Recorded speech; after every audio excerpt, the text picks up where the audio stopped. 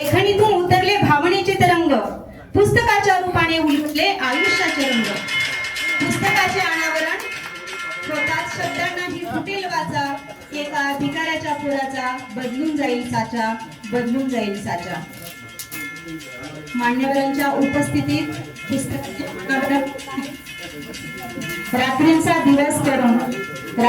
दिवस करून शब्दांना जीव दिला, रस्त्यावरील भिकाऱ्याने एक रक्ताचाच इतिहास दिला.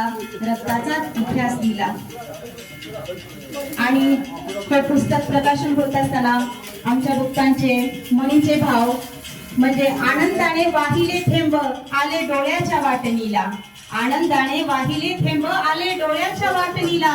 आज भरली माझी ओंजळ, आज भरली माझी ओंजळ, ना आता दुःख साठणीला, ना आता दुःख साठणीला. मान्यवरांच्या हस्ते पुस्तक प्रतींचे अनावरण होत आहे. आपण जोरदार टाळ्यांच्या गजरात या पुस्तकाचं स्वागत करूया आणि पुस्तकाला पुढे नेण्याची धुराडी देऊया. आजपासून आमचे बाप्पा तुमचे झाले, कारण हे पुस्तक बाप्पांच्या रूपाने आज घराघरात पोहोचले होते.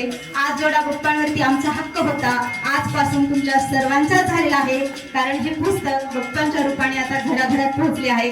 आणि यानंतर पुस्तकाचे लेखक आदरणीय श्री बबन माने तडवळकर यांचा स्वागत सत्कार मान्यवरांच्या हस्ते होत आहे. तर मान्यवरांनी या पुस्तकातील लेखक, अफलातून लेखक, वयाच्या 72 मध्ये सुद्धा तरुणांना लाजवेल असा उत्साही लेखकाचा सत्कार मान्यवरांनी करावा अशी मी विनंती करते.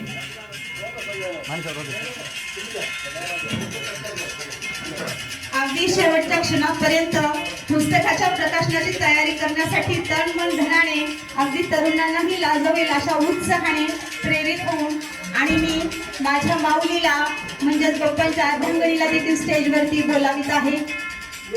सपत्नीक दोघांचा या ठिकाणी सत्कार होत आहे मान्यवरांच्या हस्ते.